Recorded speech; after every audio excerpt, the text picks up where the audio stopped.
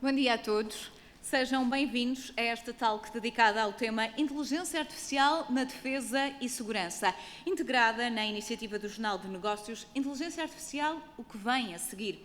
Ao longo deste ano, esta iniciativa vai promover uma reflexão aprofundada sobre o impacto da inteligência artificial nos mais diversos setores da sociedade e da economia. E este é um momento particularmente importante para Portugal. O nosso país tem condições únicas para se afirmar como um dos polos europeus de desenvolvimento e aplicação da inteligência artificial e, para isso, beneficia de talento altamente qualificado, de um ecossistema tecnológico cada vez mais robusto e de projetos estratégicos com ambição internacional. A área da segurança e da defesa é um dos exemplos mais relevantes desta transformação. A inteligência artificial está, hoje em dia, a alterar a forma como identificamos ameaças, como tomamos decisões, protegemos infraestruturas críticas e garantimos a segurança de pessoas, organizações e Estados. É precisamente sobre estes desafios que vamos falar ao longo desta manhã. Obrigada pela vossa presença. Para dar início aos trabalhos, chamo a Diana Ramos, diretora do Jornal de Negócios.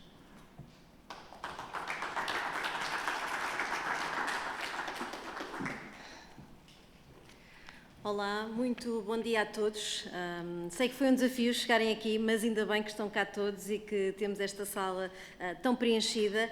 É com especial gosto que hoje arrancamos este ciclo de talks do projeto da IA, o que vem a seguir, onde nos desafiamos a problematizar, a provocar um bocadinho, é certo, mas também a informar sobre esta transformação que vivemos nas nossas empresas, nas nossas vidas e na nossa sociedade. E hoje fazemos-o numa área particularmente relevante. Fazemos-o não porque a inteligência artificial seja um tema novo, não é, todos nós lidamos com isto todos os dias, mas porque hoje a colocamos nesta talk ao lado de duas palavras que há pouco tempo raramente partilhavam o mesmo palco que a tecnologia: a soberania e a defesa. Já se falou muito sobre a IA como motor de produtividade, como ferramenta de eficiência, como vantagem competitiva para as empresas, mas nos últimos meses, talvez um ano, 2 anos, muita coisa mudou e a IA deixou de apenas ser uma questão de mercado para se tornar numa questão de Estado. Deixou de ser sobre quem inova mais depressa para também ser sobre quem depende de quem, em que infraestrutura confiamos, em que dados usamos e que dados cruzam que fronteiras, que decisões são tomadas. Por isso, nunca como hoje questionamos tanto também a questão da autonomia estratégica. É este território, como há pouco a Daniela explicava, que esta pequena talk se propõe a explorar hoje, o que vem a seguir quando a inteligência artificial se cruza com a capacidade de um país, de um espaço ou até de uma Europa, tem de decidir proteger-se a si própria. E permitam também situar Portugal neste mapa, porque não partimos de uma situação irrelevante, ainda que muitas vezes nos vejamos nesse papel de pequeno país. Somos, de facto, um país pequeno em população, mas com um ecossistema tecnológico que já provou que sabe competir globalmente. Há empresas que são aqui nascidas e que servem milhares de clientes lá fora. Temos as universidades a formar talento na área da energia, mais startups a trabalhar também em aplicações de IA para os diferentes setores da economia e uma diáspora tecnológica que está a fazer cada vez mais pontos também com aquilo que é a inovação internacional. E lidamos com aquela que é uma certeza que nos é, neste momento, desconfortável, que é a maioria das infraestruturas sobre a IA portuguesa e europeia é construída, desde os grandes modelos, à capacidade de computação, às nuvens, fora da Europa. E uma certeza destas obriga-nos também, na Europa e em Portugal, a apostar mais na capacidade computacional própria, em atrair investimentos estratégicos e, no caso português, a fazer também valer o peso da nossa geografia neste setor. Na questão da defesa, há esta dimensão que se torna cada vez mais urgente. Numa Europa, de uma maneira ou de outra, que não quer a guerra, mas tem que se preparar para ela, há a noção de que os próximos conflitos serão certamente decididos por quem processa a informação mais rapidamente, porque quem tem sistemas autónomos mais fiáveis, por quem melhor adaptou também a sua indústria a esta realidade. Portugal, como membro da NATO e da União Europeia, não fica à margem desta adequação e vai ter que estar naturalmente inserido neste esforço coletivo onde a IA é determinante. Por isso, é com muito gosto que temos estes oradores hoje aqui nesta talk. O Keynote também, que vem representar a Techever, uma empresa determinante nesta área também. Com isto tudo, colocam-se-nos perguntas difíceis sobre o que vem a seguir e, sobretudo, como é que garantimos que este debate sobre a AI e a defesa não fica só reservado aos especialistas, mas também é compreendido pelos cidadãos. E é este também o nosso papel aqui com esta talk. Esta talk não vai resolver os problemas nem todas as respostas às questões que lançámos numa manhã, mas tem um propósito claro, que é colocar em diálogo quem constrói tecnologia, quem decide, quem pensa a estratégia e quem a aplica no dia-a-dia. Convido-vos, por isso, ao longo desta manhã, a ouvir quem trabalha de perto com estes temas e a sair daqui não com respostas fechadas, mas certamente com melhores perguntas, com mais inquietação e com mais vontade de participar também neste debate. Por isso, o primeiro passo é saber exatamente o que é que está em causa antes de decidir a respeito de defesa e tecnologia. Aqui estamos para lançar o debate. É um gosto estar aqui hoje convosco e muito obrigada. Uma boa manhã de discussão a todos.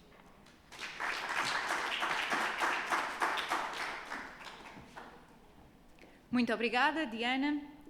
Damos agora início à primeira intervenção desta manhã. É um prazer receber Tim Wright, Head of Autonomy da Techever, uma empresa portuguesa com crescente projeção internacional no desenvolvimento de soluções tecnológicas para a defesa, vigilância e segurança.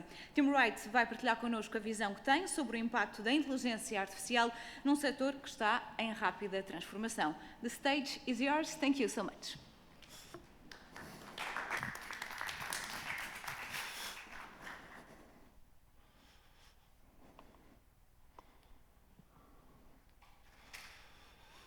Bom dia. My name is Tim Wright, and first of all, thank you for letting me speak to you today in English. We would be here a long time if I tried to do this in Portuguese. As was mentioned, I'm the head of autonomy at Techever, and today I want to talk to you about what we do. Fundamentally, we build what I call AI-first drones. I'm going to take you through what we're doing as a company, but really what we're doing on the battlefield and what we're doing to try and stay ahead of the AI curve. So before we get going, I just want you to be aware of one of our initiatives at Techever. We are a proud co-producer of the They Fight For Us 2 exhibition, showing from the 18th of July in Kalash Terena. Ukrainian photographers documenting the war, and I think it's worth going. It connects directly to what I'm going to talk to you about today. Ukraine is perhaps the most documented war in history, and it's been a masterclass in how conflict has fundamentally changed. Cheap drones are beating tanks. GPS is jammed constantly. Ground combat is highly distributed. The side that can see, analyze, and decide fastest is the side that wins engagements, and that's not in the future, that's what's happening right now. And numbers matter. I want to give you 5 of those that hopefully will make my previous statement a bit more concrete. A Shahed drone costs $35,000 to build. A Patriot missile, often used to shoot it down, costs $3.5 million. For those that are good at math, that's 100 to 1. And the side making the cheap drones also gets to pick where and when they're fired. That gives them an advantage, and this is not temporary, this is not a quirk of the Ukraine war. It is a structural shift in the economics of conflict. In March 2026, 96% of Russian battlefield casualties came from drones. Not from tanks, not from artillery, not from jets, drones. This is a weapon that 15 years ago, only nation states could operate. Ukraine is on track to produce 6 million drones in 2026. 3 years ago, they produced 80,000. That's a 7-fold increase in 3 years, driven almost entirely by distributed manufacturing and cheap off-the-shelf components. And then there's this. China's Atlas system allows a single operator to launch and direct 96 drones simultaneously. One person, 96 platforms. This is a step change in force multiplication. And the last number is maybe the most important. By 2010, or in 2010, there were only 10 non-state armed groups that had drone weapons by some measure. The same measure, though, in 2025 argues that has now grown to 496 across 17 countries. This technology has proliferated beyond militaries, beyond governments, And the question is no longer whether your adversary has drones, it's how many and how good are they. AI brings something more to this equation. Quite frankly, we got to ask the question, what exactly is that it brings? Maybe more tangibly, how do we compete against those numbers? AI brings performance, efficiency, and effectiveness. I'll give you 5 things amongst many. 1, it compresses the decision loop from minutes to seconds. 2, it scales perception beyond anything that humans and human analysts can do. Number 3, it keeps platforms operating when communications and GPS are disrupted or denied. 4, it finds patterns across thousands of hours of data that no human could identify. And 5, as I mentioned before, it's changed the economics. AI enables a cheap drone to defeat platforms costing 50 times more. And this is where Together comes in. Now, this may surprise some people, but I would argue, and I think the evidence shows, that we are an AI company that happens to build world-class drones, not the other way around. The airframe is our delivery vehicle, our software, our AI makes the difference. Sure, the AR3 flies for 22 hours. AR5 carries a 50-kilogram payload with unlimited communications range. The ARX, our next-gen platform, is 600 kilograms with an over 1,000-kilometer range. If you're in the industry, these numbers actually mean something, and they're mildly impressive. The difference maker, though, for us, is not all these hard stats about the platform, but it's the fact that we can operate without communications, we can operate without GPS, and our platforms can collaborate with each other without human intervention. Think of our drones not as aircraft, but as flying sensor platforms with serious compute power on board. Every Together UAV is stacked with a suite of sensors, electro-optical cameras, infrared cameras, synthetic aperture radar, we have a list. We are collecting enormous amounts of data in real time. And critically, each one of those platforms is also equipped with dedicated AI chips, state-of-the-art hardware connected to those sensors to support inference, running AI models on board in real time without needing a satellite link back to base.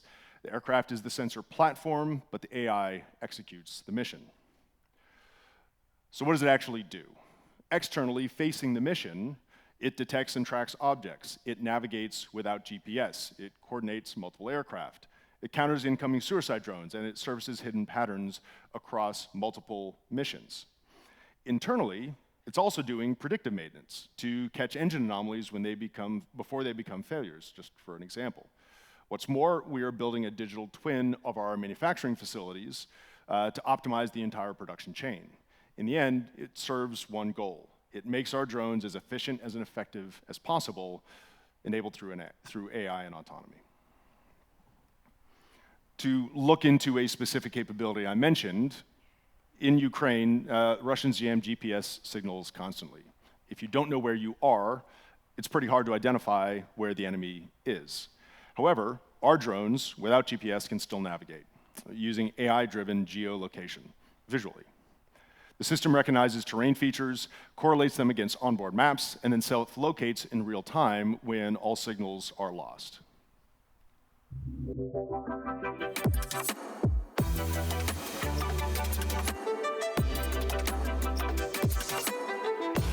Our visual-based navigation system aims at providing our UAVs with critical navigation and geolocation capabilities within GNSS-denied environments, where GPS signals are jammed or spoofed or simply unavailable. This makes it ideal for military, surveillance and other high-stakes operations where no reliable GPS signals are available.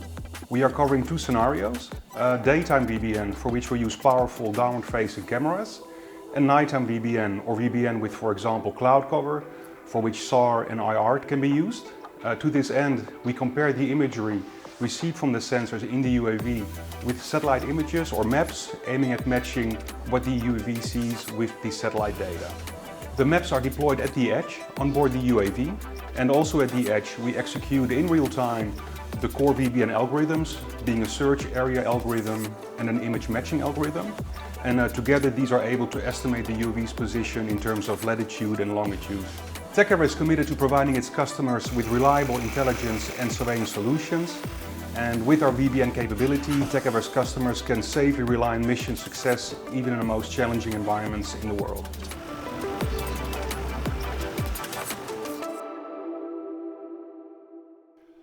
Now, for those of you keeping score and very up on your tech, you might say, wait a minute, don't cruise missiles use this same approach, and haven't they been doing that for a long time? And the answer is actually, yeah, it's exactly what cruise missiles do. The difference is that we do it on a really small platform that's made out of carbon fiber with lean, efficient calculation that is drastically less expensive. It's taking an idea that's been around for a long time and updating it and applying it in the modern world. So we're not just solving that location problem, though. Autonomous mission planning and adaptation are on their way. Collaborative cross-queuing between aircraft, that's something that we already do. Counter-suicide drone detection, real-time object detection across land and sea, advanced analytics that connects dots across multiple missions. There is a common thread. These are all capabilities that are on steps on the path to full autonomy. But we just don't do defense. The same underlying technology, detection, tracking, pattern discovery, this is deployed across security and science missions. We monitor oil pipelines in Africa. We track crossings in the English Channel in support of search and rescue.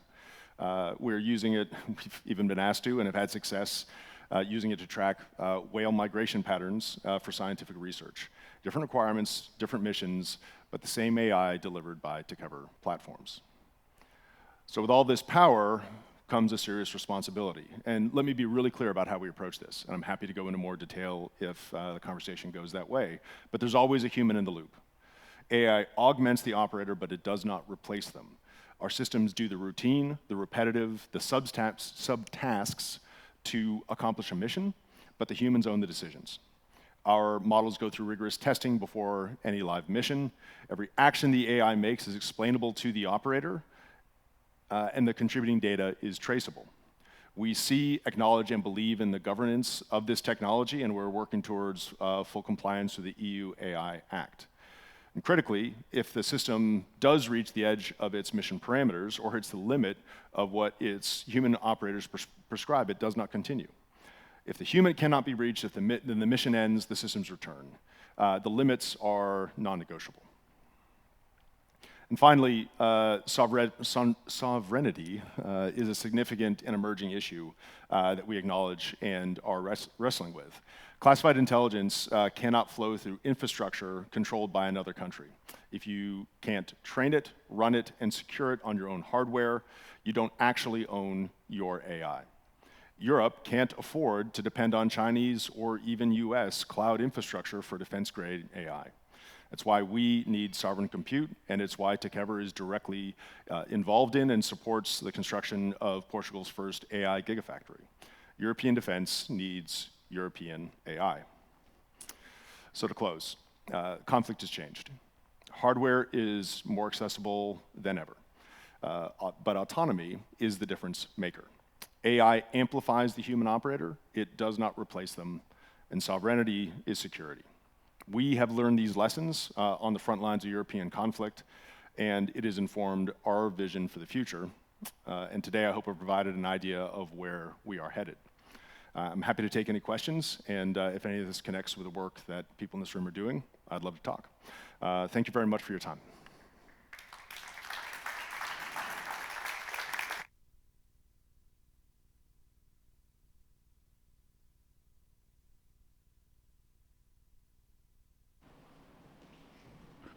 Thank you so much, Tim Wright.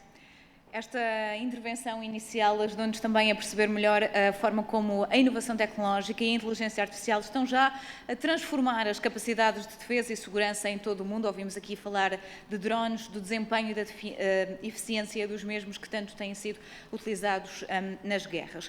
Vamos agora passar para o painel de debate. Vamos discutir o impacto da inteligência artificial no setor da defesa e segurança, analisando aqueles que são os desafios tecnológicos, operacionais, éticos e também estratégicos que esta transformação está a colocar.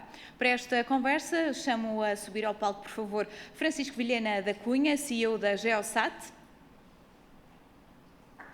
Bom dia, seja bem-vindo. Mónica Dias, professora associada e diretora do Instituto de Estudos Políticos da Universidade Católica Portuguesa.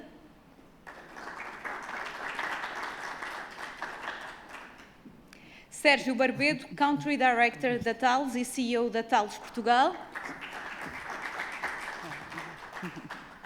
E André de Almeida Campos, Coronel e Chefe da Divisão de Inovação e Transformação Organizacional da Força Aérea.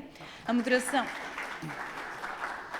Sejam bem-vindos. A moderação estará a cargo de Rui da Rocha Ferreira, coordenador online do Jornal Negócios. Tenham uma boa conversa. Até já. Bom dia a todos, obrigado por estarem aqui, obrigado também a todos que estão desse lado. E gostava já de deixar aqui este rap, portanto isto vai ser uma moderação, mas sintam-se à vontade para fazer perguntas se acharem pertinente. Quero que isto seja o mais aberto possível e mesmo quando estiverem a falar, se acharem que têm algo a dizer relativamente ao que a outra pessoa está a dizer, por favor, sintam-se à vontade. Vimos isso um bocadinho na apresentação do time, aqueles números são de facto impressionantes e se no passado, quando pensávamos em segurança e defesa, era muito aço, combustível, poder de fogo bruto, por assim dizer. Hoje em dia a segurança e a defesa também faz muito de algoritmos, sensores avançados, sistemas de inteligência artificial. E acho que é isso um bocadinho que nós queremos perceber aqui também, ou seja, de que forma é que isto está a ser usado nas vossas empresas, que soluções é que são essas, que impactos é que estão a ter e discutirmos também aquilo que é um bocadinho a realidade da inteligência artificial no geral, em torno desta área da segurança e da defesa, perceber que limites é que existem, de que forma é que vocês avaliam questões éticas também na implementação destas ferramentas e destas soluções.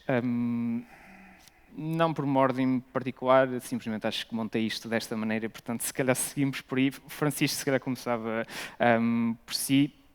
Na Geosat, operação de satélites no espaço. Imagino que muito do que esses satélites estão a fazer hoje em dia esteja fortemente dependente de inteligência artificial. Sim, Rui, sem dúvida. Muito obrigado. De facto este é um tema emergente, a dois níveis. Ao nível daquilo que acontece dentro da empresa e a forma como operamos e como é que uma empresa em Portugal, com o centro de decisão em Portugal, opera satélites e é hoje um dos dois operadores de satélites completamente europeus, com satélites de muito alta resolução, ópticos, portanto com câmaras. E outro é o que é que isto quer dizer sobre os produtos que conseguimos pôr lá fora.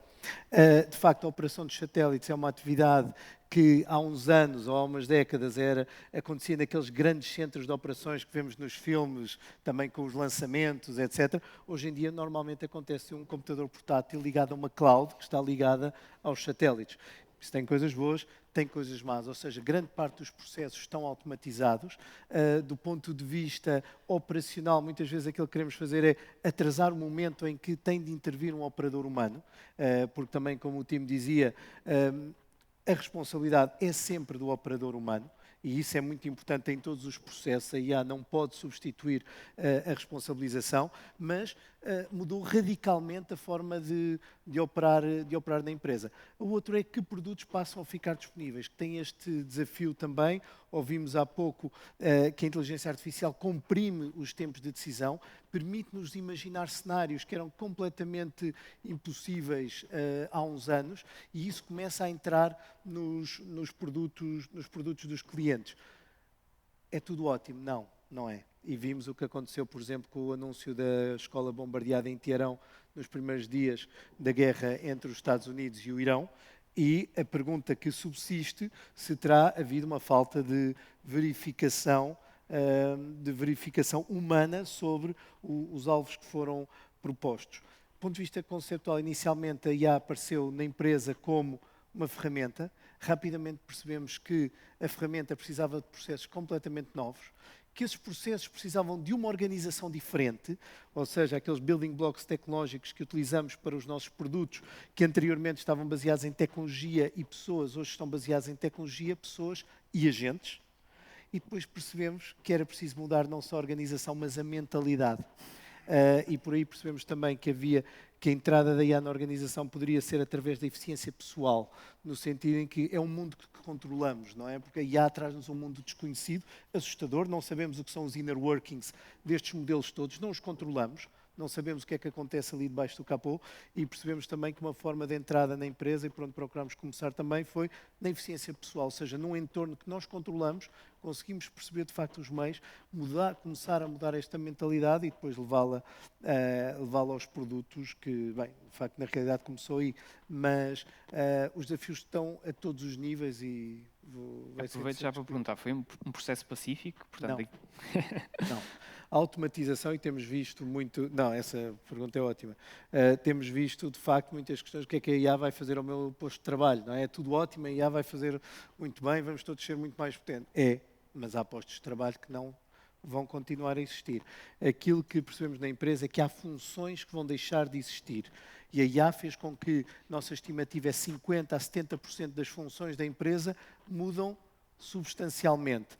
Aquilo que temos procurado fazer é que mudam as funções, não é necessário que mudem as pessoas, mas há um processo de reskilling, porque todas aquelas atividades que eram meramente de execução são tarefas, não é apenas podem ser feitas de forma mais barata com IA, são feitas de forma mais segura com IA, porque aquilo que forem processos repetitivos e implementação de processos pré-definidos é feita com maior robustez com IA. O que é que acontece às pessoas? As pessoas têm de se treinar para serem elas próprias gestoras destes processos, estar na concepção e na validação destes processos e perceber que se de facto for possível fazer este reskilling, e a verdade é que às vezes parece que não é, portanto a empresa não vai, as equipas não ficam iguais. De facto, aquilo que era antes um operador de satélites que trabalhava 8 horas durante a manhã, durante a tarde, durante a noite, à espera de um alerta, hoje em dia pode ser um gestor de agentes de IA que não só implementa os processos de manutenção preditiva, como se torna um especialista na operação daquele próprio satélite. Exige, logicamente, também uma alteração grande da cultura da empresa e da cultura de trabalho dos próprios operadores e do resto da equipa. Sérgio, vocês são uma empresa, subscreve muito do que foi dito aqui pelo Francisco, também já passaram por este processo de transformação? Bem, bom dia. Antes de mais, obrigado ao Jornal de Negócios por este convite. A Thales, sendo uma empresa com uma abrangência tão global e tão grande, nós, para nós e para os vários segmentos que abrangemos, a IA é absolutamente transformadora. Aliás, a nossa visão, o nosso mote da empresa tem algo que, quanto a mim, é crucial para os anos que se avizinham. É Building a Future We Can All Trust. Ou seja, construir um futuro em que todos possamos confiar. E esta é um aspecto central daquilo que estamos a viver hoje. Ou seja, nós estamos a fazer uma transformação bastante profunda da nossa sociedade, mas é uma transformação, e como o Francisco dizia, em alguns casos que nós talvez tenhamos dúvidas do controle que temos sobre essa transformação, mas é absolutamente fundamental mantermos o controle, a traceability e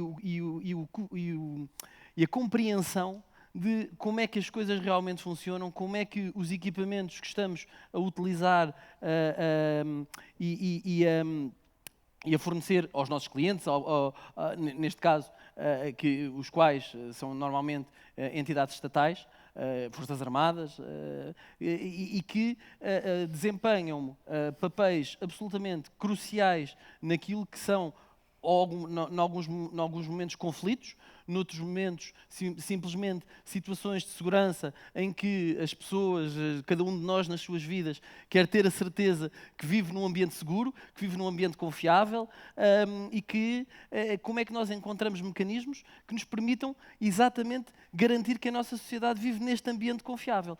E depois, o que é que acontece? Nós hoje, a quantidade de informação espalhada por uma multiplicidade de sensores em toda a nossa sociedade, quer seja, mais uma vez, nos diferentes meios. Se olharmos, por exemplo, para o meio cibernético, nós hoje temos toda a sociedade interligada.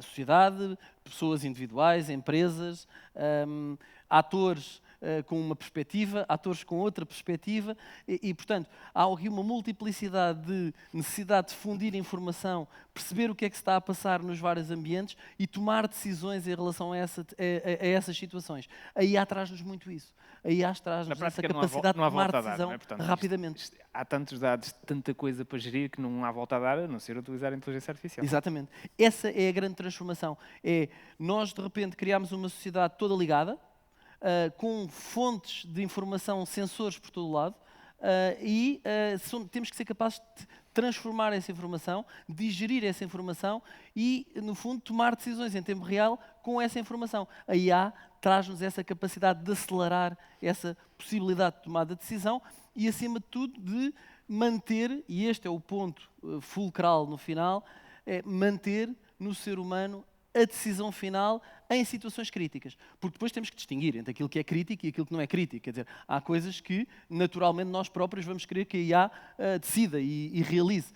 Mas essa depois aparece aí a componente mais ética e, no fundo, o componente daquilo que nós queremos para as nossas sociedades. É até onde é que a IA pode ir, onde é que, a partir daí, tem que ser o ser humano a tomar a decisão.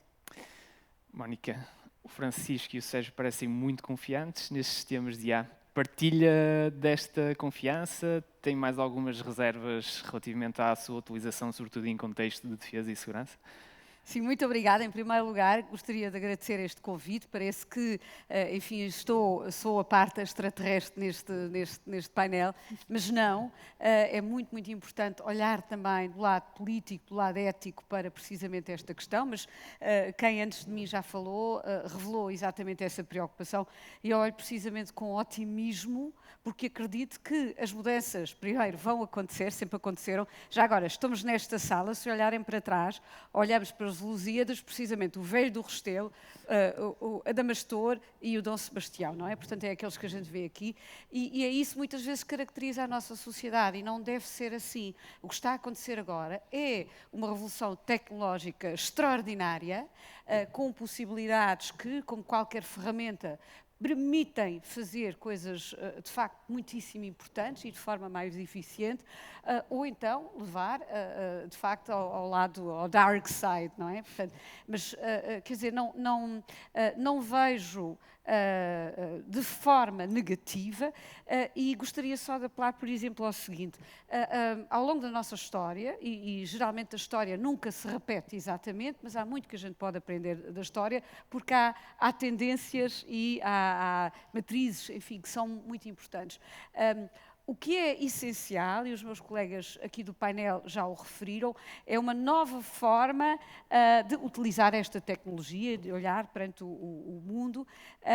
E se olharmos, por exemplo, para a época do Renascimento, observamos que aí também houve novas tecnologias e novas armas, não é? Que também alteraram uma coisa essencial, que é o quê? Aquela batalha homem a homem, um campo de batalha claro, mudou porque foi alargada a dimensão do olhar e também de intervenção. Estou a falar do telescópio, fundamental, e também da pólvora. A pólvora já existia, mas na Europa foi introduzida de forma mais consistente nesta altura.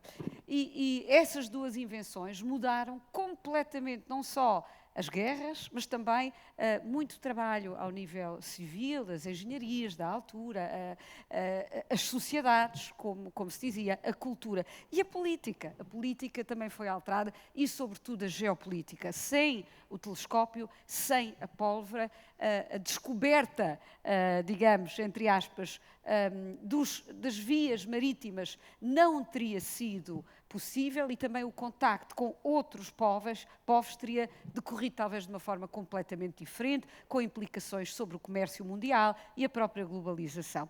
E depois tivemos também um momento muito importante, que diria que foi no final do século XIX, início do século XX, com uma industrialização que se traduziu para a área também, enfim, das dinâmicas da guerra, do desenvolvimento de novo armamento e de novos instrumentos, mas parece-me que essa alteração foi apenas uma de aumento, não é? E de aceleração.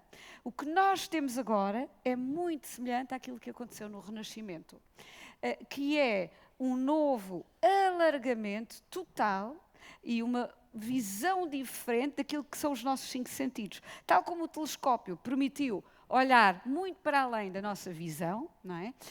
O que temos agora, com a inteligência artificial, permite que a atuação do ser humano, aquilo que vimos e a forma onde nós podemos atuar, seja completamente transformada.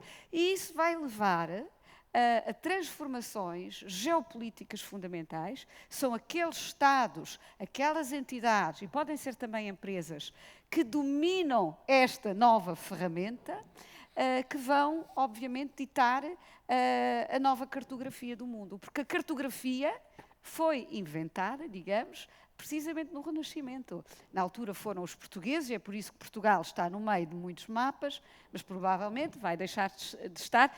Não sei, com empresários assim portugueses ótimos, eu tenho esperança que Portugal continue a ficar no meio.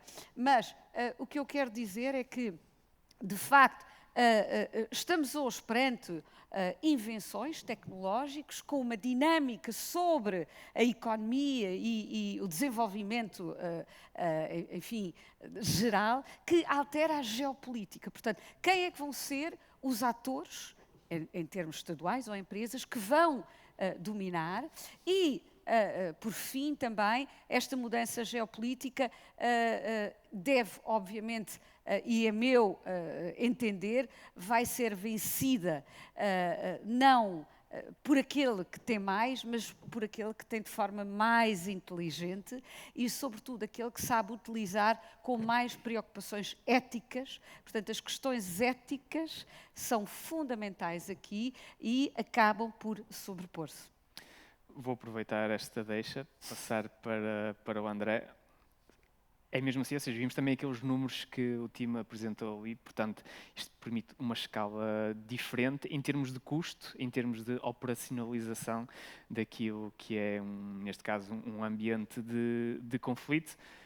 Como é que vocês na Força Aérea estão a fazer esta adaptação à inteligência artificial? Também mudou muito para vocês? Está a mudar com mais calma porque a responsabilidade também é diferente, se calhar, para vocês? Como é que está a acontecer? Antes de mais, bom dia e obrigado pelo convite para participar neste evento fantástico. Na Força Aérea, e acho que na instituição militar em geral, estas transições tecnológicas tendem a ser geridas com mais cuidado, portanto, de forma planeada, faseada, priorizada, portanto, dando mais prioridade, digamos assim, a áreas onde é possível extrair mais valor e há menos risco, enquanto a tecnologia vai amadurecendo, digamos assim. Falamos de uma tecnologia disruptiva, não é? Que isto avança muito rapidamente, portanto, há aqui um fator de maturidade tecnológica que tem de ser equacionado. Mas, do lado das Forças Armadas e da Força Aérea em particular, que estou aqui a representar, esta questão da evolução tecnológica, quer dizer, a tecnologia está no centro da Força Aérea, não é? Nós somos um ramo altamente tecnológico, não é? Os nossos meios que operamos são sempre tecnologicamente avançados, não é? Portanto, esta questão da evolução tecnológica, das rupturas tecnológicas, dos saltos tecnológicos, é algo com que a gente convive já há muito tempo, não é? Ainda recentemente, quer dizer, não tão recentemente, mas já operamos meios não tripulados, já há alguns anos. Recentemente tornamos-nos uma força aérea e do espaço, não é? Operamos satélites, não é? Estamos a dar aqui constantes saltos tecnológicos e a adoção de inteligência artificial é mais uma dessas etapas, não é? É mais uma tecnologia, mais uma ferramenta ao dispor da Força Aérea, das Forças Armadas, para basicamente potenciar o seu produto operacional, portanto, garantir melhor disponibilidade dos meios, garantir mais eficiência na utilização dos meios, acelerar os ciclos de decisão, garantir que as decisões são tomadas com base em informação mais fiável, mais fidedigna, mais trabalhada, portanto, garantir que o produto operacional depois é mais relevante, não é? Que tem mais utilidade. Portanto, isso é uma ferramenta que a liderança da Força Aérea encara com grande otimismo.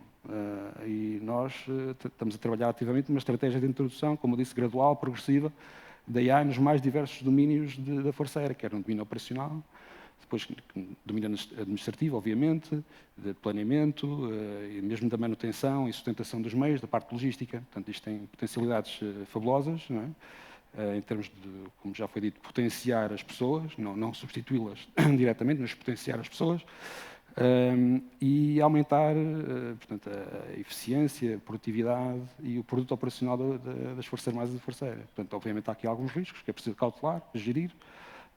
Já foi falado aqui na soberania dos dados, não é? Garantir que os dados são muito importantes, os dados são o petróleo do século XXI, e a Força Aérea e os outros ramos das Forças Armadas atualmente operam numa lógica de multidomínio, não é? Não é só nos domínios tradicionais, do ar, do mar, da superfície, mas no ciberespaço, no espaço. Portanto, a quantidade de dados que hoje em dia é coletada é gigantesca, não é? E para extrair informação útil desses dados é preciso ferramentas automatizadas, de modo a providenciar aos decisores informação relevante, útil, também fiável e habilitá-los a tomar decisões mais rápidas. Portanto, decidir mais rapidamente e depois para atuar melhor. Significa que o recrutamento, por assim dizer, também terá que mudar forçosamente, no sentido em que provavelmente a Força Aérea também vai precisar cada vez mais destes perfis tecnológicos altamente especializados e se calhar se fizermos aquele caminho tradicional de entrar na recruta e depois escolher um ramo e por aí fora, se calhar poderá não dar as garantias ou dar a mão de obra especializada, se calhar vocês precisariam para dar esse salto. Obviamente, com cada salto tecnológico, não é? Nova tecnologia, há que alterar ligeiramente aqui a parte, não digo recrutamento, mas a formação interna que é dada aos nossos especialistas, ao nosso pessoal, não é? Para conseguir utilizar essa tecnologia da melhor forma mais eficiente. Não é? E com a inteligência artificial isso também será uma realidade, não é? E é nesse sentido que nós já estamos a trabalhar, mesmo na parte da formação que é dada aos técnicos, agora mais direcionado para portanto, a parte da organização mais dedicada ao planeamento estratégico, portanto, que é uma área de introdução mais fácil e rápida destas tecnologias. Portanto, estamos a dedicar-nos mais à formação, primeiro nesta parte da Força Aérea, não é? E depois avançamos para áreas mais transversais. Portanto, na tal lógica de introdução gradual, progressiva e priorizada, queremos fazer desta tecnologia. Também a parte de treino e de formação tem que avançar na mesma medida, né? Nas várias áreas, de forma progressiva e gradual.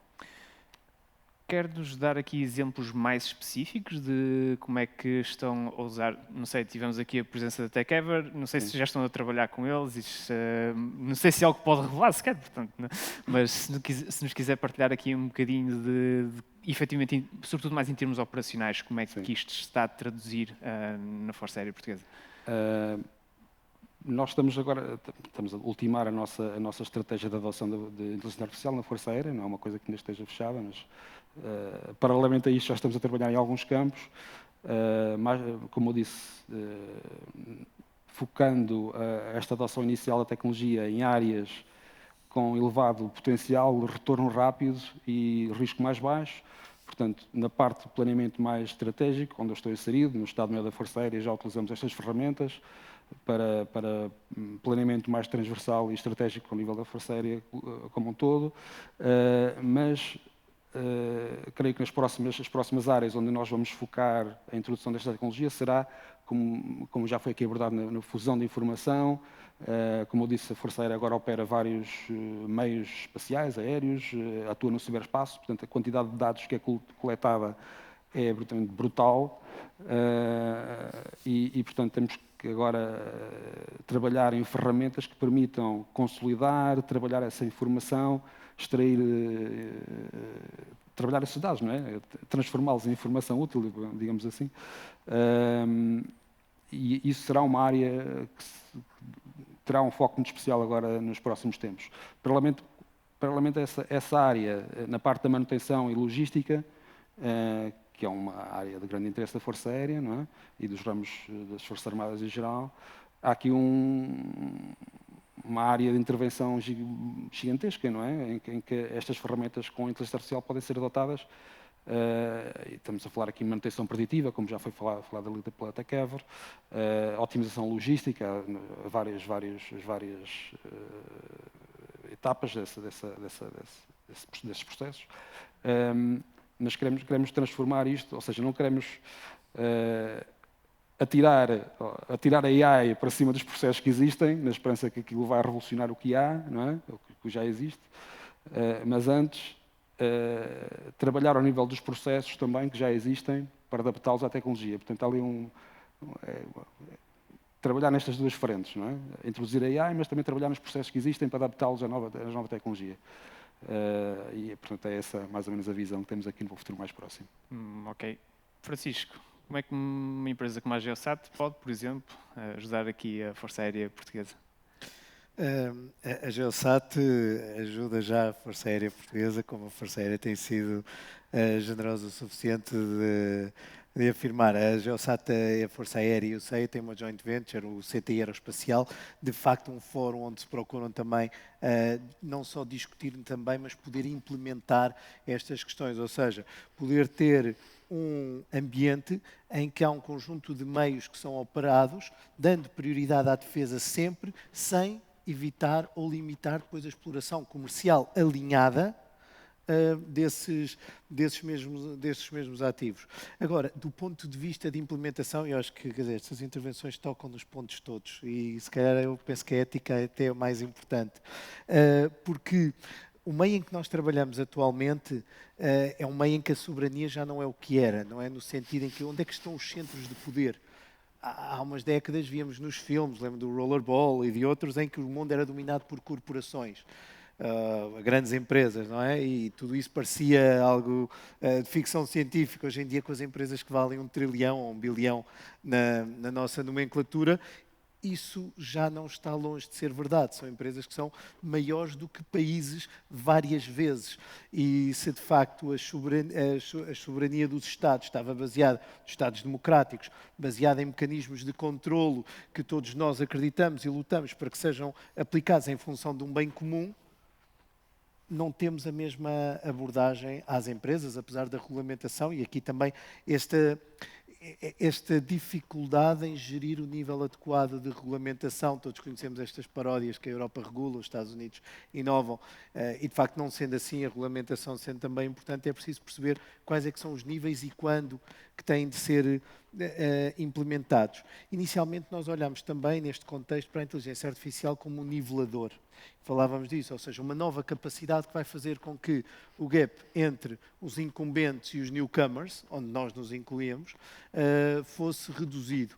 E, de facto, a tecnologia permite isso com uma nuance. Aquilo que temos visto, e de acordo com os últimos números que vimos, as grandes empresas estão a fazer investimentos em A por empregado, que são entre 2 e 5 vezes o valor investido pelas pequenas empresas, pelas PMEs, por empregado. Portanto, quando pensamos em valores absolutos, é muito maior, porque os valores são muito maiores.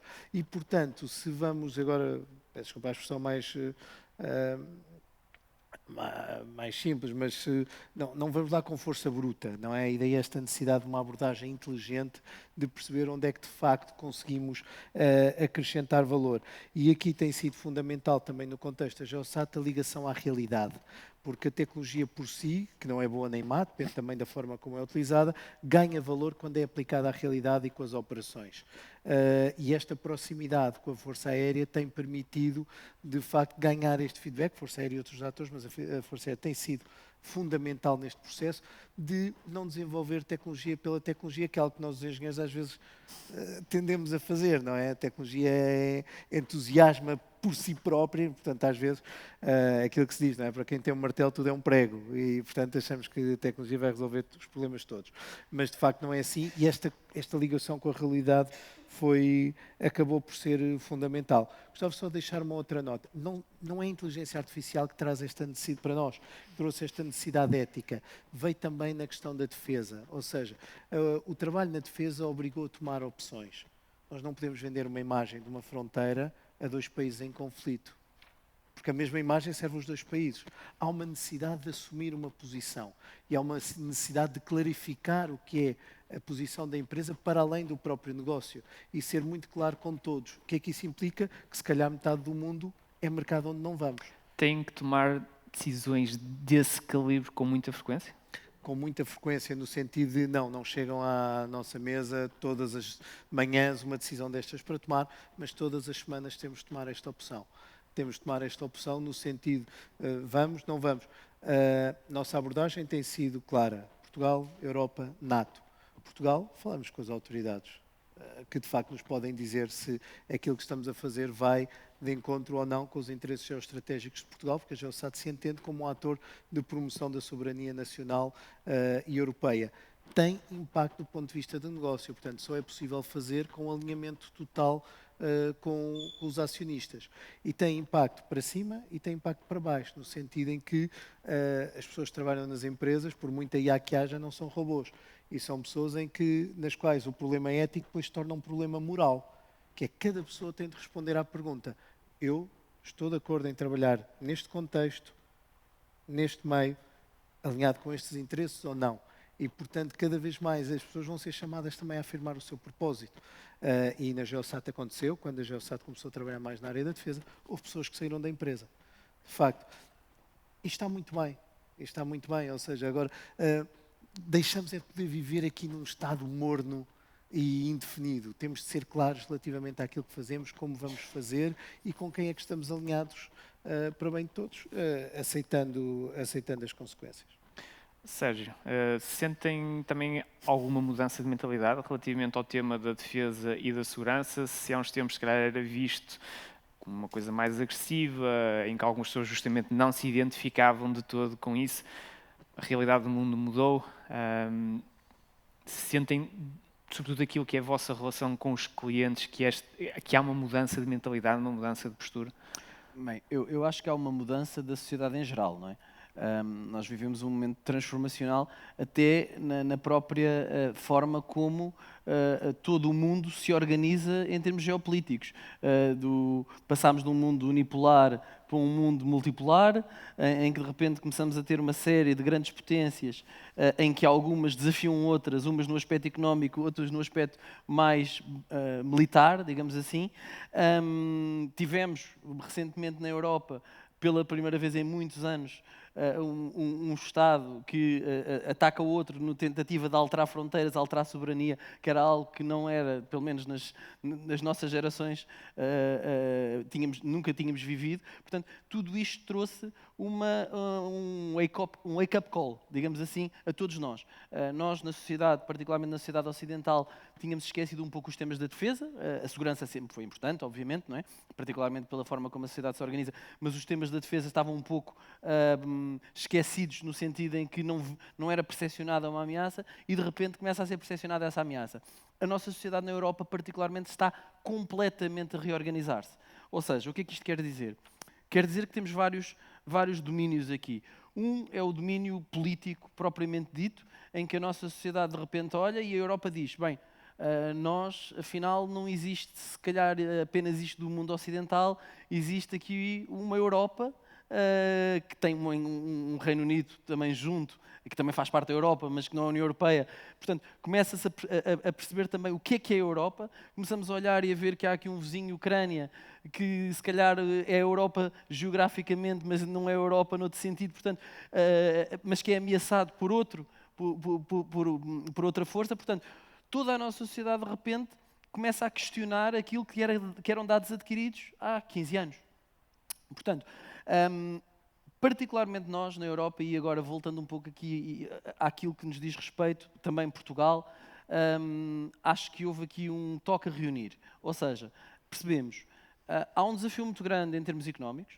Nós olhamos, e aliás vemos as conclusões do relatório Draghi, em que há claramente um déficit na Europa ao nível de tudo o que tem a ver com mercados financeiros. A Europa estava a ficar bastante para trás. E porquê é que os mercados financeiros aqui são importantes? Porque são um método de financiamento das empresas, da inovação e da tecnologia.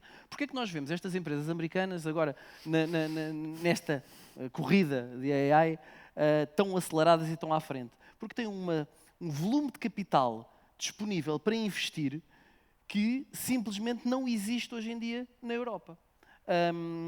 As grandes empresas da Europa lutam para acompanhar esta corrida, digamos assim. Particularmente, quem é que aguenta? Aguentam empresas de grande dimensão. Nós somos uma delas, que estamos claramente na linha da frente, mas é necessário haver uma transformação europeia ao nível do financiamento. Portanto, é necessário um mercado de capital mais ativo na Europa para que as empresas possam financiar e possam olhar a mais longo prazo. Porque estas empresas americanas, por exemplo, a SpaceX, acabou de levantar um montante tal em que é uma empresa que perde muito dinheiro. Não há preocupação na SpaceX hoje em dia ainda de mostrar retorno de capital. Há uma preocupação a muito longo prazo e para isso foi levantado este capital. Se nós olharmos para as empresas europeias hoje, todas elas, na sua maioria, são condicionadas pelos próprios mercados financeiros a apresentarem resultados. Portanto, não podem disponibilizar um investimento tão alargado em investigação e desenvolvimento e no desenvolvimento de algo que não vai gerar retorno imediato.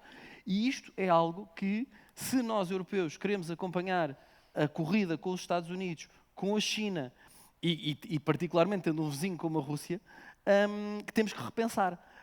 Depois há a questão também da indústria de defesa, que essa é uma questão muito pertinente, é outro dos pontos do relatório Draghi, em que a Europa precisa de ganhar massa crítica e escala. Existem hoje na Europa 3, 4 grandes empresas na área da defesa. Mas os volumes de investimento nos Estados Unidos são muito superiores. Também aqui nos estamos a transformar. A Europa, particularmente na França, a Alemanha, o Reino Unido, são países que estão a investir fortemente, mas a Europa toda como um conjunto também, num ponto crucial onde estávamos a ficar bastante distraídos, a defesa aérea. Nós hoje olhamos para os conflitos, particularmente o conflito da Ucrânia, não é?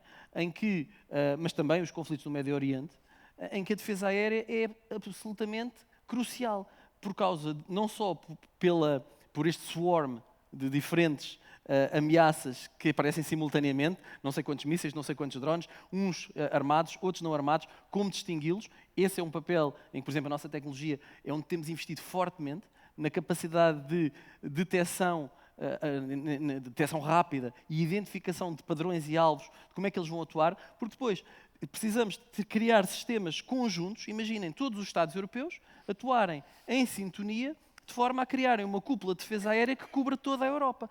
Temos aqui um volume de dados, um volume de sensores, uma largura geográfica de tal forma grande, em que aqui a inteligência artificial é absolutamente imprescindível. A sincronização entre os diferentes países e as diferentes forças aéreas é absolutamente indispensável.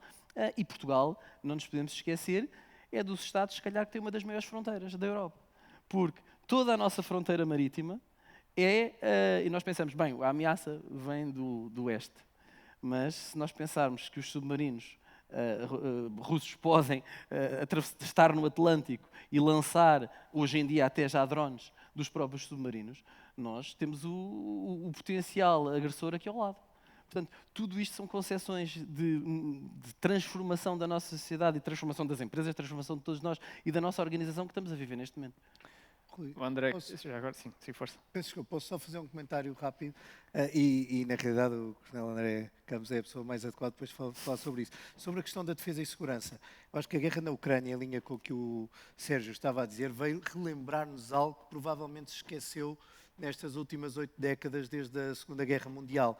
É que um dos principais resultados de uma defesa forte é assegurar a paz. Porque esta questão, o investimento na defesa, não é uma política expansionista nem nacional, imagino, nem europeia. É assegurar a paz, a proteção do nosso país, e o nosso país não é algo teórico só, é uma nação e são as nossas famílias. E a nossa forma de viver. Eu penso que o que a guerra na Ucrânia acabou por fazer também foi mostrar que, de facto, este investimento que durante algumas décadas vimos, se calhar, se calhar com menos preponderância do que devia pela sociedade civil, hoje em dia se tornou claro como o garante desta paz que todos queremos para a Europa e para o nosso país. André, ia-lhe perguntar, portanto, aqui a deixa que o Sérgio tinha deixado, o caminho é este também, ou seja, maior integração numa lógica europeia, ou seja, não apenas nacional, mas mais integrado com os nossos parceiros europeus, e sim, o que é que nós, Portugal, que conhecimento é que nós temos, sobretudo, não vou-lhe perguntar se especificamente na área da Força Aérea, mas que conhecimento é que nós temos, que valor acrescentado é que nós podemos dar a esta defesa comum europeia em prol de todos nós, na prática? Sim, é uma questão muito relevante. Eu acho que não nos podemos esquivar a maior integração a nível europeu, principalmente, e a nível da NATO também. Não podemos esquecer os nossos vizinhos ali do outro lado do Atlântico, continuam a ser muito relevantes para a nossa defesa. Portanto, é nesse caminho que temos que ir, não é? Uma nação mais pequena como nós, com meios mais curtos, não é? Não podemos aspirar a ter grandes autonomias em termos tecnológicos. Não é? Conseguimos, provavelmente, ter alguma autonomia em áreas de nicho, não é? Onde o investimento e o capital necessário é mais reduzido, não é? Aí é onde a nossa criatividade, não é? Pode ser mais aproveitada. Mas quando falamos em áreas de defesa em que os investimentos necessários são brutais, não podemos aspirar a ser completamente autónomos. Portanto, temos que, obviamente, cooperar no domínio das instituições onde estamos inseridos, no âmbito da União Europeia, da NATO, não é? Com parceiros, temos parceiros confiáveis, obviamente, para, portanto, implementar essas capacidades que nós precisamos, não é? Esta questão da inteligência artificial é uma delas, e como já foi referido há pouco, a questão da proteção dos dados e a soberania dos dados é uma questão muito importante. Portanto, temos que pugnar para, pelo menos, obter um mínimo de proteção e soberania dos dados, pelo menos os dados mais críticos, mais relevantes. Mas a tecnologia em si, o desenvolvimento desta nova onda tecnológica exige investimentos muito grandes que têm de ser efetuados no âmbito das parcerias onde estamos inseridos, as alianças, e obviamente contando com o tecido empresarial que existe em Portugal e na Europa para isso. E não há outra maneira de seguir com esta evolução, tem que ser. Okay. Queria voltar aqui um pouco. Já agora. Força. Tem-se colocado muito esta tónica agora na parte da soberania e, portanto, independência estratégica, não é? Agora, muito relacionado agora com esta questão da inteligência artificial, dessas novas tecnologias, mesmo do espaço. Mesmo no passado, temos que olhar para a nossa história. As nossas Forças Armadas nunca foram... têm um grau limitado de autonomia, não é? Dependemos de sistemas de armamento avançados que não são produzidos em Portugal. Portanto, temos sempre alguma dependência dos nossos parceiros, não é? Quer seja europeus, quer seja os Estados Unidos da América. Portanto, este paradigma, não podemos pensar que isto vai mudar no curto prazo. Mas esta revolução tecnológica também traz novas oportunidades. Traz novas oportunidades. Ou seja, um drone relativamente low cost, vamos dizer assim, é capaz de provocar mais estragos do que um míssil caríssimo, não é? Sim, traz novas oportunidades e para isso contamos com os nossos parceiros nacionais nesta área, a Tekever e outros, que têm feito um percurso extraordinário. As condições atuais também permitam que assim aconteça, não é? Todo este paradigma que se vive agora neste momento na Europa, não é? Mas tem feito um percurso extraordinário e tem tecnologia de ponta que, nestas áreas mais localizadas, não é? Rivalizam com o que melhor se faz a nível mundial. Portanto, e mesmo do lado da defesa, dos ramos, tem havido aqui uma cooperação, um diálogo estratégico com estas empresas, no sentido de potenciar os seus produtos, mas também obter, para o lado das Forças Armadas, vantagem nisso, não é? Todos ganhamos com esta evolução e esta capacitação nacional nestas áreas. Mónica, queria voltar aqui um pouco atrás de uma coisa que há pouco o Francisco disse. Temos empresas hoje em dia tão grandes em termos de valor, quase em termos de influência também para aquilo que é o funcionamento da sociedade, tão grandes como países. A quem é que deixamos, então, as decisões éticas, sobretudo relacionadas com esta área da defesa e da segurança?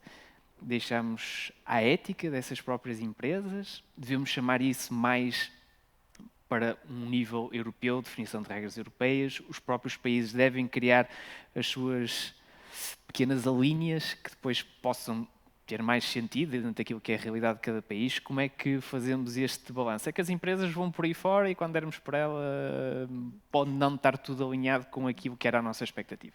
Essa é uma pergunta muitíssimo importante, porque toca precisamente naquilo que é imprevisível neste momento. Até agora as relações políticas eram sempre claras, seja em sistemas democráticos, seja em sistemas autocráticos ou até ditatoriais. E havia sempre alguém que tinha a responsabilidade saltar, mesmo que outra pessoa caísse da janela. Mas, portanto, nós tínhamos aqui sempre uma lógica muito clara. E neste momento entramos numa imprevisibilidade que gera muita incerteza. Isso é também muito curioso. Por exemplo, a pergunta aqui deste painel é o que vem a seguir, mas duas perguntas relacionadas é onde é que nós vamos estar a seguir e quem é que vamos ser a seguir, não é? Portanto, eu acho que as perguntas muito mais importantes não são os verbos, que esses acontecem, mas sim os adjetivos, que é o como, não é? Como é que nós vamos ser? E isso é uma reflexão precisamente sobre a ética, como é que vamos responder. E, de facto, os desafios são muito grandes, em 3 níveis. Por exemplo, a nível europeu, e concordo com aquilo que foi dito, não é? Nós temos que olhar para Portugal, mas também para a Europa, não é? Este campo maior, e a Europa tem, e teve no passado, uma capacidade económica incrível, não é? Também tecnológica, neste momento já não tem, perdeu. Mas tem que juntar-se, obviamente, para conseguir juntar conhecimento, juntar métodos de trabalho, inteligência. No entanto, como é que a Europa vai ser daqui a mais uns anos é uma grande incógnita. Porquê? Porque, por exemplo, muito concretamente e na área da defesa, a Alemanha vai aumentar os seus investimentos na área da defesa. O chanceler alemão, Friedrich Merz, anunciou até 2035, de uma forma que vai ultrapassar todos os gastos europeus na área da defesa e também uma alteração brutal nas Forças Armadas alemãs. É muito necessário? É, com certeza, e pode beneficiar toda a Europa, toda a NATO. Mas como é que vão ser os países do futuro? É porque se tivermos no futuro uma Europa de Estados europeus e alinhados nos princípios e na Carta, por exemplo, fundamentais dos direitos europeus, aí temos uma Europa. Mas também há outros projetos. Por exemplo, se em futuras eleições outros partidos ganharem, partidos que são nitidamente anti-União Europeia, partidos que defendem uma Europa das nações, aí esse grande investimento alemão, e hoje toda a gente está a dizer que a Alemanha deve liderar mais, deve fazer mais investimento, mas se as coisas evoluírem politicamente de outra forma, provavelmente vamos pensar que esta ideia não foi assim tão boa e que neste momento temos, de facto, um gigante na Europa que, mais uma vez, podem a partir daí surgir, especialmente nas fronteiras entre a Alemanha e a Polónia, mas também entre a França e a Alemanha, novos conflitos que podem funcionar como autênticos barris de pólvora. E, portanto, já tivemos lá, são os grandes cientistas, por exemplo, como Einstein, que afirmava precisamente que não a área militar, mas o militarismo nacionalista tonto leva sempre, enfim, a desgraças, e temos que distinguir aqui. Portanto, o que nós, enquanto europeus, temos que fazer é conseguir evoluir, não de uma forma nacionalista, enfim, egoísta e de querer anular o nosso vizinho, mas sim conseguir, então, unir esforços, porque isso é a única coisa que vai poder tornar a Europa realmente capaz de ser competitiva, mesmo na área da inteligência artificial, porque tem imenso potencial, tem imensas invenções também, e, portanto, precisamos de evoluir a partir daqui. Isso é um nível, digamos, da política europeia. Há um segundo nível, e que esse sim preocupa-me bastante, está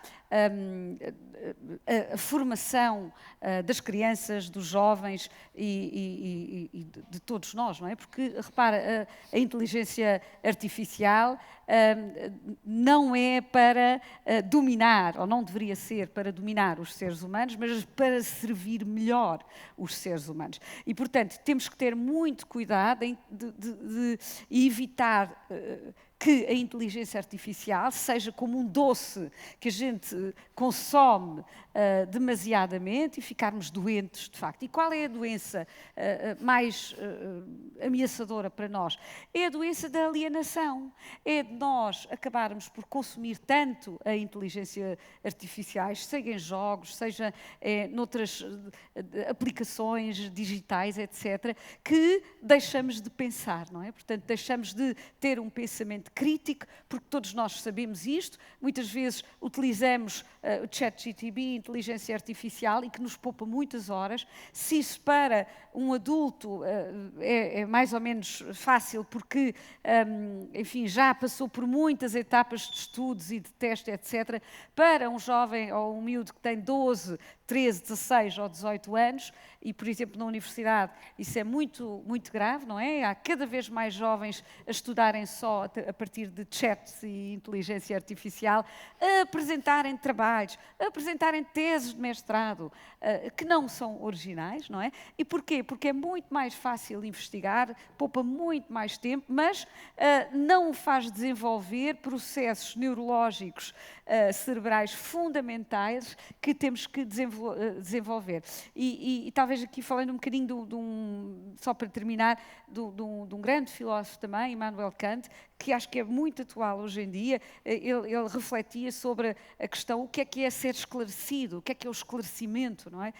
E ele dizia que o esclarecimento era, de facto, tornar-se autónomo e utilizar a inteligência num sentido crítico e portanto, e superar duas coisas muito, muito importantes, que é, por um lado, a preguiça e, por outro lado, o medo, não é? Estas duas tendências. E, portanto, vamos utilizar as novas ferramentas, mas não deixando de investir no ser humano, no desenvolvimento da nossa inteligência, porque a alienação, portanto, se nós nos tornarmos autómatos, a alienação leva sempre à servidão. E a servidão o que é? É precisamente esta sujeição gratuita a poderes que depois são muito, muito destrutivos também. Uma última palavra só, porque eu acho que o Francisco falou uma coisa muito, muito interessante sobre a guerra e a paz, não é? Portanto, o que é muito importante e o desafio que eu lançaria, neste mesmo sentido ético, às grandes empresas na área da defesa, que são fundamentais para garantir a paz, subscrevo inteiramente, mas têm que ser acompanhadas precisamente com essa responsabilidade individual, não é? E essa noção ética, é que muitas vezes esta nova tecnologia leva a um prolongamento da guerra, não é? Portanto, enquanto as guerras antes tinham um início e um fim, podemos agora estar, por causa de assimetrias, e espero que não seja o caso da Ucrânia, mas podem levar a assimetrias de um prolongamento constante da guerra, a partir de armamento que é muito barato e muito fácil de produção e que, na verdade, leva toda uma economia de guerra e portanto, as empresas tecnológicas têm aqui uma grande responsabilidade para recusar precisamente que haja consumidores que são servos, mas, de facto, para estimular, que é sempre mais difícil, mas acaba por ter frutos depois muito, muito mais ricos e a longo prazo, sobretudo, porque aqueles que contam com a servidão e a alienação muito facilmente também vão cair nessa própria rede. Ideias importantes que ficam aqui. Sérgio, há pouco disso referiu a questão dos investimentos e o momento na Europa efetivamente mudou. Até existem os programas como o SAFE, os países europeus têm que agora aumentar os gastos de despesa em função da NAT até atingir os 5%. Que oportunidades é que isto traz? E pergunto especificamente a Thales, neste momento enquanto empresa, o que é que tenciona fazer para captar algumas destas oportunidades? Quais é que vão ser aqui as vossas prioridades em termos de investimento? Qual é que é o caminho que vocês na prática vão seguir daqui para a frente nesta lógica? Bem, eu vou-me referir à Thales em Portugal, obviamente.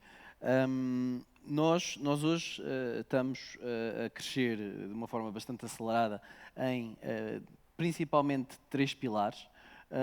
O primeiro é a área dos sistemas de controle de tráfego aéreo, em que Portugal se tornou um dos principais centros de engenharia e desenvolvimento de produtos do Grupo Thales.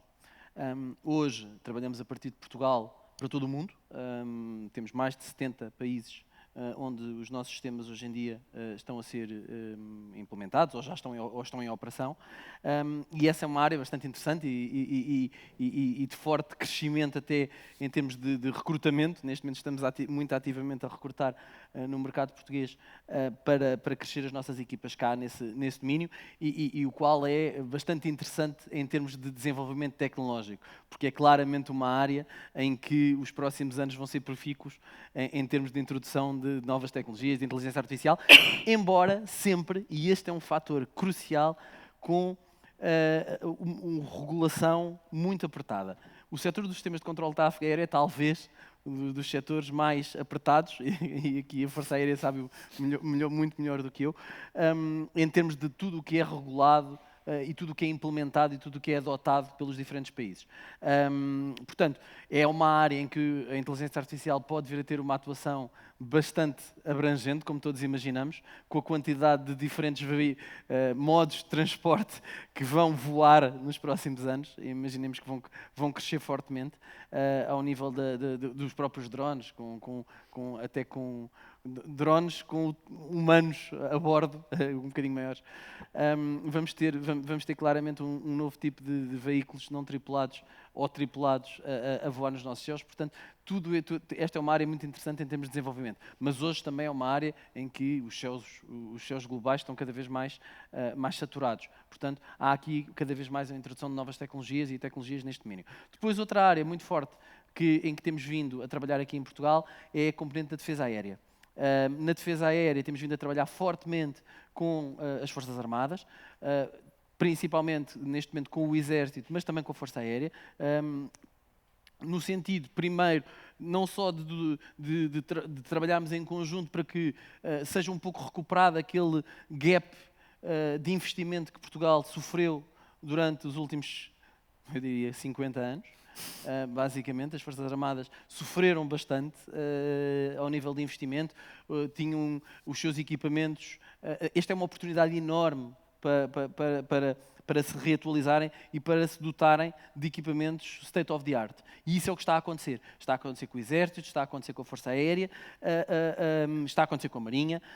As nossas Forças Armadas... Querem vender mais para as Forças Armadas, é o que eu vou assumir daí. É porque nós temos que perceber que o estado de investimento a que as nossas Forças Armadas, aquilo que sofreram durante estes últimos anos, foi bastante difícil para que os nossos militares pudessem cumprir as funções a que lhes eram destinadas, porque claramente os equipamentos, e particularmente com a atualização da tecnologia tão rápida, haveria aqui uma necessidade de transformação que não existiu, que não aconteceu, e que agora, felizmente, e particularmente para Portugal, poder também exercer o seu soft power, porque Portugal é um país que, apesar de, em termos de habitantes, não sermos assim muitos, mas temos não só uma área de abrangência muito grande em termos geográficos, porque temos uma zona económica exclusiva que é das maiores do mundo, temos um espaço de search and rescue no Atlântico,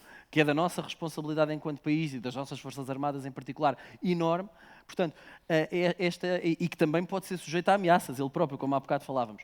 Portanto, esta área da defesa aérea é uma área em que estamos a trabalhar bastante, porque entendemos que o país tinha aqui um déficit grande e que é fundamental, no fundo, aproveitarmos esta onda de investimento europeu para assumirmos uma posição e garantirmos que somos nós, portugueses, a assegurar a defesa do continente europeu no lado ocidental. Quer traduzir isso no número? A Thales Portugal quer investir X nos próximos X anos? Eu posso falar em número de pessoas. Nós, neste momento, estamos com cerca de 450 pessoas em Portugal. O nosso plano a 3 anos é de atingirmos as 700 pessoas, muito nestas 3 componentes. A terceira eu ia dizer agora, portanto, defesa aérea, com sistemas de controle de tráfego aéreo e sistemas de combate naval, sistemas de comando e controle naval. Esta é uma área onde também estamos a trabalhar para todo o mundo, com diversas marinhas europeias, mas também marinhas fora da Europa. E esta é outra área onde a inteligência artificial cada vez é mais utilizada. Portanto, temos muitos engenheiros a trabalhar naquilo que são a nova geração dos sistemas a bordo dos navios. A Thales é muito forte, por exemplo, na guerra submarina. Somos o líder mundial e agora, recentemente, a questão de Hormuz das minas, é uma questão que preocupa bastante a todos os atores relacionados com a navegação, e os próprios Estados Unidos pediram-nos ajuda a nós, europeus, para a questão da desminagem, porque é claramente algo bastante perigoso e onde a tecnologia europeia é claramente líder incontestável em termos mundiais. Esta é uma das áreas onde a inteligência artificial é absolutamente crítica, porque hoje a nossa capacidade de detecção no mar aumentou 100 vezes em termos de rapidez. Porque primeiro conseguimos filtrar muito melhor todos os sinais que recebemos, sinais acústicos, conseguimos muito mais rapidamente detectar e trabalhar, identificar quais são os alvos, no fundo, ou as fontes dos sinais que captamos. Portanto, todo esse trabalho é um trabalho muito importante em termos de garantias de segurança à navegação. E, portanto, essas são áreas que estamos a investir fortemente e que esperamos que possamos criar, a partir de Portugal, uma capacidade que já temos hoje em dia, bastante forte, já exportamos um grande volume anualmente, mas aumentar ainda mais essa capacidade de exportação a partir do nosso país. Ok, eu vou só fazer aqui um ponto de situação. O nosso painel terminava às 11h15, estamos a aproximar dessa hora. Começamos um bocadinho mais tarde, portanto, eu no limite vou tentar alargar isto até às 11h20, não vou passar muito mais disso, podem ficar descansados, mas ainda gostava de ouvir aqui mais 2 ou 3 ideias. Francisco, fazia-lhe a mesma pergunta, portanto, que investimentos é que vocês estão a fazer neste momento? De que forma é que vocês querem aproveitar esta mudança de contexto, esta maior disponibilidade de capital, eventualmente, para também crescerem? Claro. O que nós estamos a ver acontecer na Europa é algo que, se calhar, nos Estados Unidos já víamos acontecer, que é um financiamento do lado do mercado. O que o SAFE faz é, no fundo, trazer mais capacidades operacionais ou permitir que as Forças Armadas tenham acesso a mais capacidades operacionais. Nas últimas décadas temos visto os Estados Unidos a investir em tecnologia muito por via da defesa e, portanto, investir muitas vezes também não só na componente tecnológica, mas do lado do mercado, o que criou uma infraestrutura tecnológica e empresarial orientada à entrega.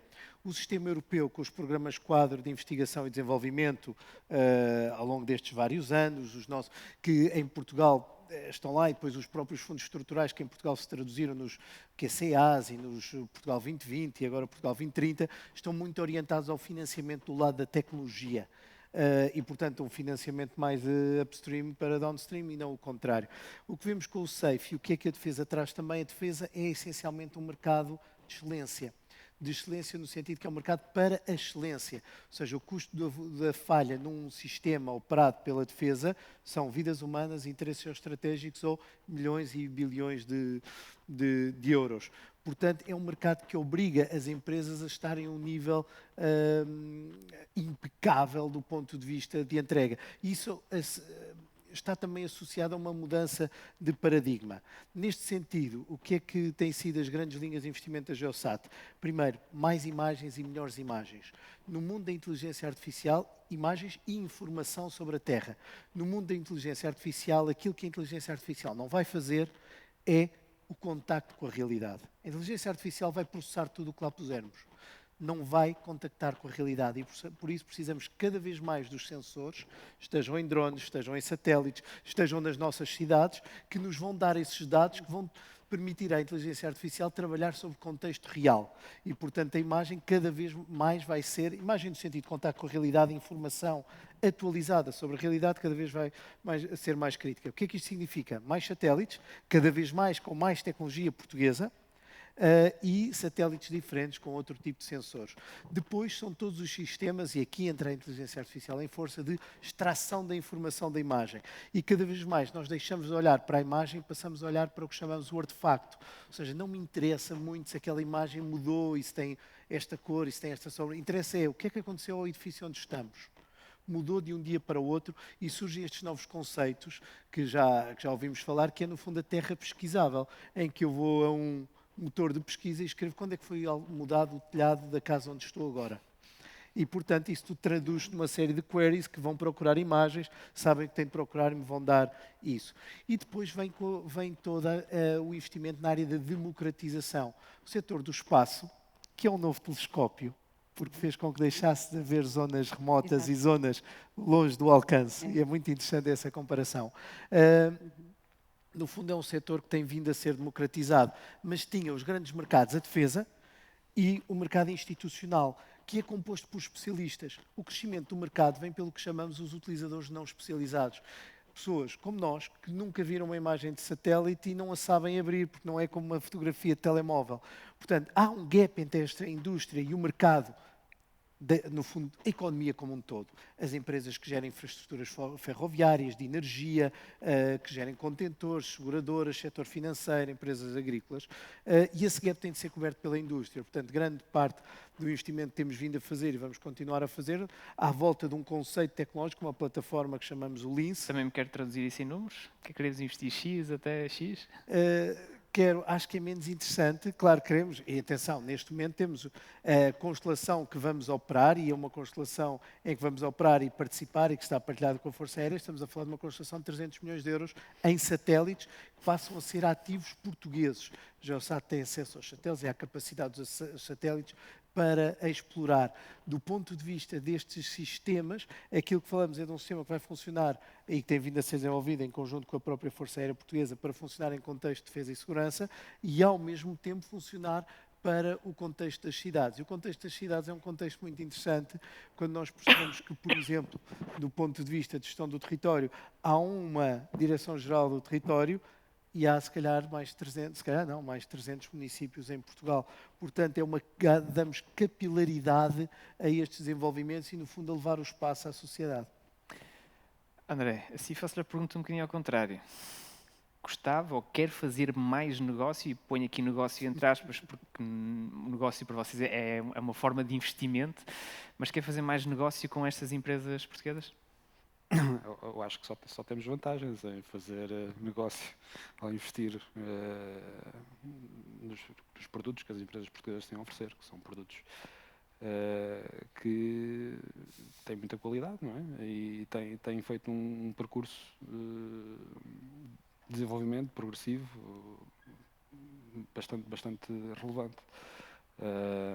Portanto, agora, neste novo quadro que agora vem, não é, de aceleração do investimento em defesa, muito, como já foi falado aqui no painel, no passado, restrições orçamentais não terem permitido fazer esse acompanhamento, não é? Temos agora um percurso a percorrer que tem de ser feito de modo mais acelerado para recuperarmos o terreno perdido.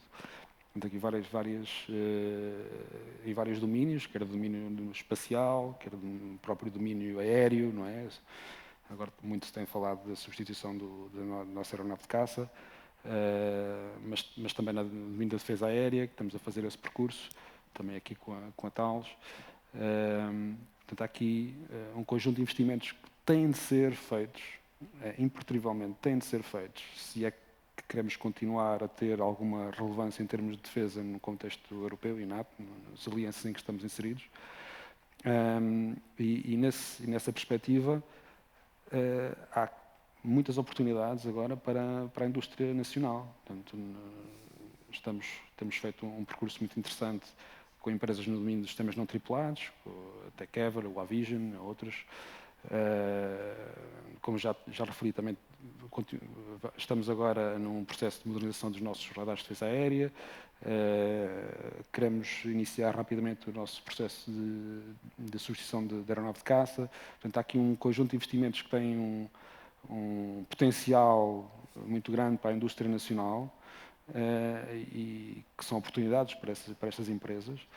E que nós, obviamente, queremos reforçar a participação do tecido empresarial português nesses investimentos que agora vão ser feitos. E estão disponíveis para essas parcerias. Eu penso, sobretudo, nas startups que às vezes criam produtos e têm mais dificuldade em abrir a primeira porta e, se calhar, por vezes, sobretudo nesta área da defesa e segurança, uma primeira porta boa são justamente as Forças Armadas Portuguesas, validando aí, se calhar a solução torna-se mais apelativa. Estão disponíveis para ajudar na criação deste ecossistema? Estamos definidos e estamos a participar, não é só disponibilidade. Estamos, neste momento, ativamente a participar nesse tipo de atividades, de desenvolvimento e investigação. Portanto, nós temos condições particularmente boas, não é, para tudo quanto é testes no domínio mais operacional das novas tecnologias, ver se a tecnologia funciona ou não funciona em contexto de operação militar, ou mesmo de operação em termos de apoio à proteção civil e todas as novas tecnologias que estão a ser desenvolvidas, quer no meio espacial, de sistemas não tripulados. Portanto, nós estamos ativamente a participar com empresas mais pequenas, startups quase também, e outras maiores, nesses domínios. Portanto, aqui a disponibilidade é total. Nós estamos aqui para apoiar o tecido empresarial, o cluster nacional nesta área, porque isso depois, a médio e longo prazo, reverte também em termos de capacidades operacionais para as Forças Armadas, para a Força Aérea em particular. Sim, sim. Só para terminar, vou terminar com a Mónica. Pedir-lhe só aqui uma resposta não muito longa, para não revelarmos muito nos tempos. Há pouco disse que a inteligência artificial não servia para dominar. Há uns anos, Vladimir Putin disse que quem dominasse a inteligência artificial dominaria o mundo. A questão que eu coloco está relacionada com a falta de visibilidade que nós temos relativamente àquilo que alguns países estão a fazer. Nós sabemos o que é que a Europa está a fazer, temos mais ou menos uma ideia de onde é que os Estados Unidos estão. Olhando para a Rússia não temos grande ideia, olhando para a China também não temos grande ideia. Como é que esta opacidade influencia estas dinâmicas de geopolítica, sobretudo considerando que esta tecnologia vai ser tão importante?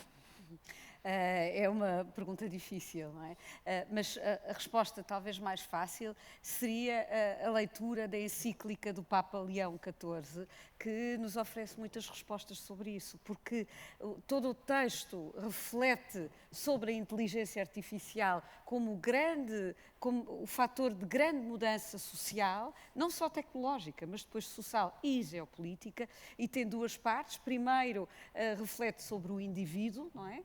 A forma como nos relacionamos com a tecnologia e como as grandes empresas, os grandes inventores atuais, que, atenção, devem ser aplaudidos. Isto são, portanto, a inteligência artificial é um resultado de muitos anos de investigação, de cooperação entre empresas, entre a ciência, e que traz aquilo de melhor, não é? Portanto, que projeta também o ser humano. E, portanto, agora, o ser humano tem que manter a sua capacidade de responsabilidade. Eu acho que essa nunca é coletiva, é sempre individual. No fim do dia.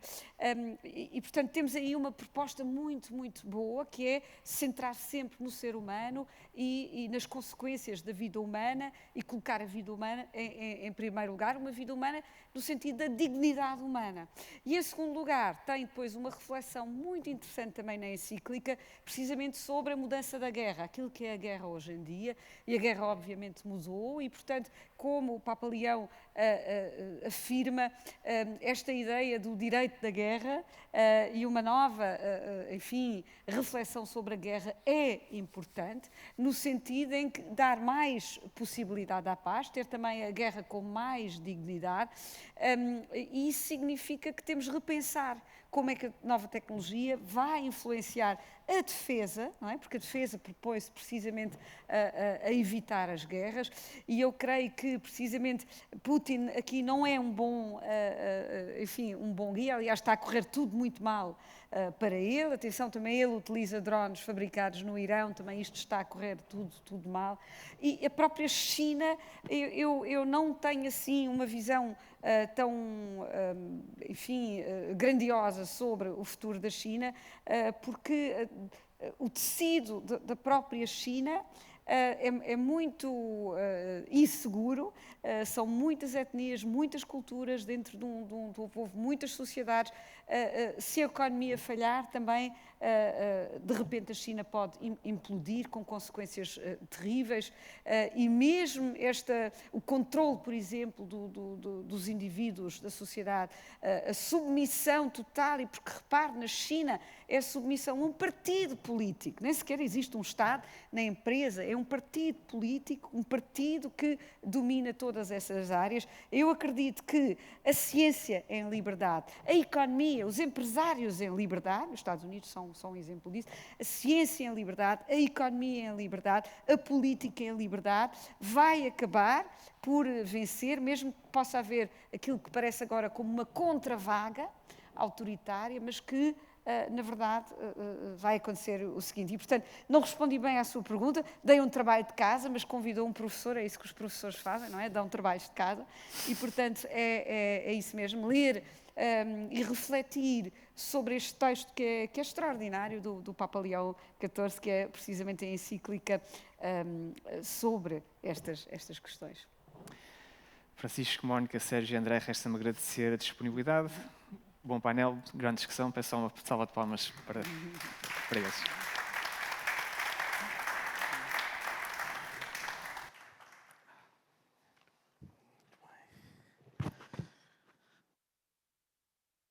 Esta talk sobre a inteligência artificial na defesa e a segurança.